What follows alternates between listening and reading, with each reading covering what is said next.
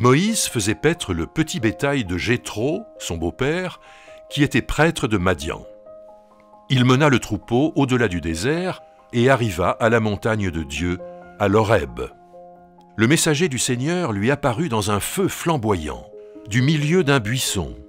Moïse vit que le buisson était en feu, mais que le buisson ne se consumait pas. Moïse dit : « Je vais faire un détour pour voir ce phénomène extraordinaire. Pourquoi le buisson ne brûle-t-il pas ?» Le Seigneur vit qu'il faisait un détour pour voir. Alors Dieu l'appela du milieu du buisson. « Moïse, Moïse !» Il répondit : « Je suis là. » Dieu dit : « N'approche pas d'ici. Ôte tes sandales de tes pieds, car le lieu où tu te tiens est une terre sacrée. » Il ajouta : « Je suis le Dieu de ton père, le Dieu d'Abraham, le Dieu d'Isaac et le Dieu de Jacob. » Moïse se détourna, car il avait peur de diriger ses regards vers Dieu. Le Seigneur dit : « J'ai bien vu l'affliction de mon peuple qui est en Égypte, et j'ai entendu les cris que lui font pousser ses tyrans. Je connais ses douleurs. Je suis descendu pour le délivrer de la main des Égyptiens et pour le faire monter de ce pays vers un bon et vaste pays, un pays ruisselant de lait et de miel, là où habitent les Cananéens, les Hittites, les Amorites, les Périzites, les Hivites et les Jébusites. Maintenant les cris des Israélites sont venus jusqu'à moi, et j'ai vu l'oppression que les Égyptiens leur font subir. Maintenant, va, je t'envoie auprès du Pharaon. Fais sortir d'Égypte mon peuple, les Israélites. » Moïse dit à Dieu : « Qui suis-je pour aller auprès du Pharaon et pour faire sortir d'Égypte les Israélites ?» Dieu dit : « Je serai avec toi. Et voici quel sera pour toi le signe que c'est moi qui t'envoie. Quand tu auras fait sortir d'Égypte le peuple, vous servirez Dieu sur cette montagne. » Moïse dit à Dieu : « Supposons que j'aille vers les Israélites et que je leur dise : le Dieu de vos pères m'a envoyé vers vous. S'ils me demandent quel est son nom, que leur répondrai-je ? » Dieu dit à Moïse : « Je serai qui je serai. » Et il ajouta : « C'est ainsi que tu répondras aux Israélites. Je serai m'a envoyé vers vous. » Dieu dit encore à Moïse : « Tu diras aux Israélites : c'est le Seigneur, le Dieu de vos pères, le Dieu d'Abraham, le Dieu d'Isaac et le Dieu de Jacob, qui m'a envoyé vers vous.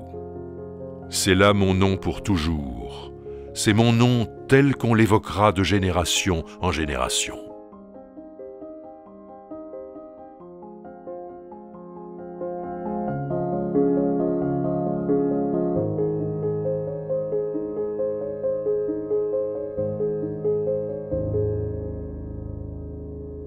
La première partie du livre de l'Exode nous parle de la vie de Moïse.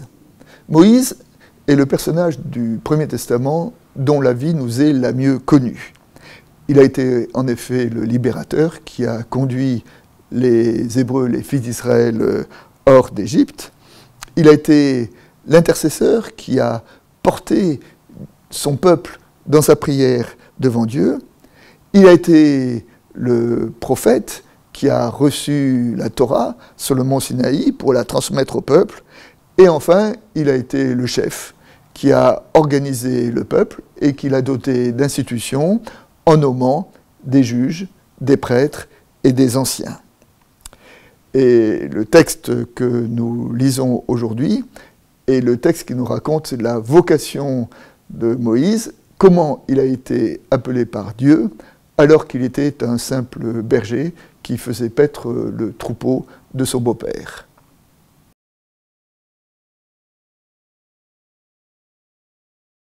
Ce texte d'Exode 3 est un des plus riches du Premier Testament. Nous retiendrons 3 points. Tout d'abord, Moïse voit un buisson qui ne se consume pas. Il décide donc de se déplacer pour essayer de comprendre quel est cet étrange phénomène. Et le texte dit, voyant que Moïse s'était déplacé, alors Dieu l'appela. On a presque le sentiment que Moïse a reçu sa vocation parce qu'il s'est déplacé pour voir quel était ce phénomène étrange. Et les sages ont conclu de ce petit épisode, ils ont fait l'éloge d'une saine curiosité spirituelle. Hein. Et peut-être que la foi, ça commence par ne jamais éteindre la question de Dieu. C'est rester toujours prêt à être étonné, prêt à aller voir ce qu'on ne comprend pas. Ensuite, Dieu envoie Moïse pour aller libérer son peuple et il lui dit « Voici le signe que c'est moi qui t'envoie. Lorsque vous serez sortis d'Égypte, vous servirez Dieu sur cette montagne. » Alors ce passage est très étonnant parce que en quoi le fait de servir Dieu est-il un signe ? Eh bien justement, dit Dieu, c'est le signe de la libération. En effet, le premier signe de la libération, c'est de pouvoir servir Dieu. Autrement dit, la liberté religieuse. La liberté religieuse comme étant la matrice de toute liberté. Les tyrans ont toujours essayé de récupérer les religions et sont toujours méfiés de la liberté religieuse parce que dans la religion, il y a quoi ? Il y a cette idée que le sujet, que l'homme trouve son identité, non pas dans la soumission au tyran, non pas dans la politique, mais dans ce qui est très intime, c'est-à-dire dans sa relation avec le divin. Et donc Dieu dit, quand vous serez libérés, vous pourrez me servir librement.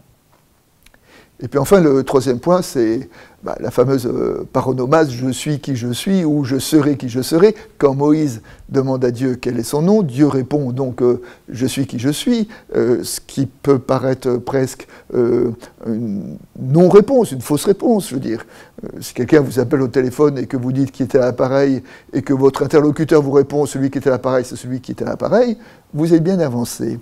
Et pourtant, derrière cette... peut-être ce que pourrait être considéré comme une pirouette de Dieu, il y a une vérité très profonde.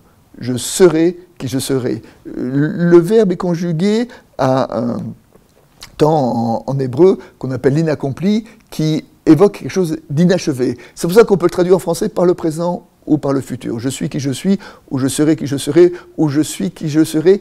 Derrière cette appellation-là, il y a l'idée que c'est à travers la vie que le peuple comprendra qui est Dieu. C'est en étant libéré que le peuple saura que Dieu est libérateur.